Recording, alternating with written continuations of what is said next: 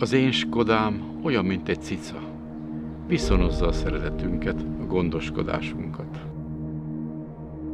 Nem tud mindent tökéletesen, de legalább igyekszik.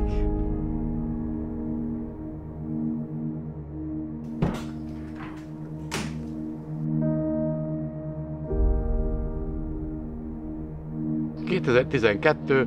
május 2-án 17 óra felé érkeztünk haza a feleségemmel. Kertünkben kék ponyvával letakarva találtunk valamit. Kibontottuk, hát mit látunk? Egy autót szép piros szalaggal átkötve. Tetején egy köszöntő. Ez volt a 60. születésnapomra az ajándéka Gábortól.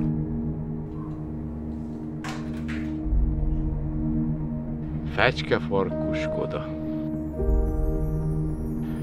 Gyerekkorom egyik álma volt ez, nagyon örültem neki. Régi, romos állapotú volt az autó. Úgy gondoltuk, hogy restauráltatjuk. Bele is fogtunk.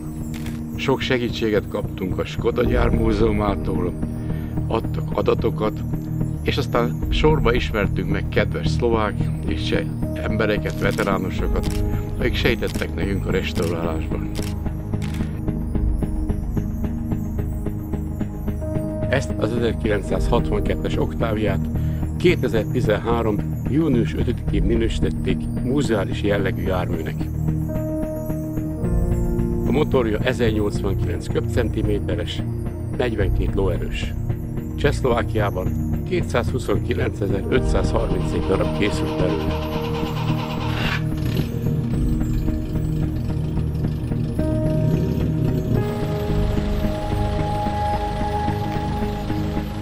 Veteránozás közben nincs kényszer abban, hogy valahol oda kell érni, már pedig sietni kell, oda kell érni, és nyomni kell a gázt, és menni kell, mint egy modern autóval általában tesszük.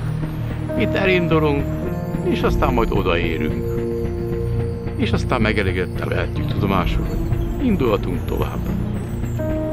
Megyünk tovább, a városokba megyünk, de sokszor kint az úton is sokan integetnek, üdvözölnek, mi is visszaintegetünk, de van egy szép kis dudánk is.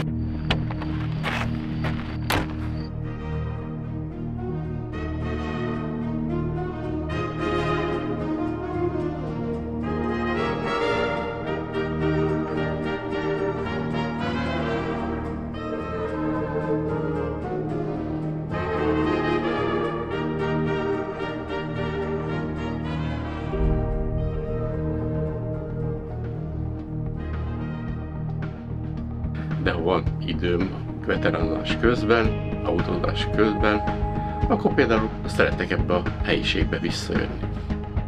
Csináltam magamnak egy szobát, berendeztem magamnak olyan tárgyakkal, könyvekkel, szakirodalommal, személyes emlékeket hordozó, különböző érmekkel, kupákkal. Az itt lévő kincseim közül kiemelném a vendégkönyvet. Mi ez a vendégkönyv? Hát én mindenkit, aki megcsodálja az autómat, vagy megnézi, vendégemnek tekintem. Bárhol is legyek.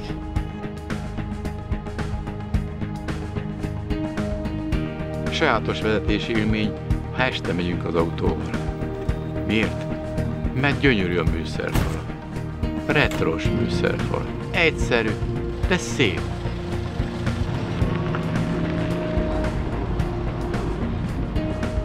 Az autózás élménye is szép. Szép, mert más ezt vezetni, mint egy modern autót.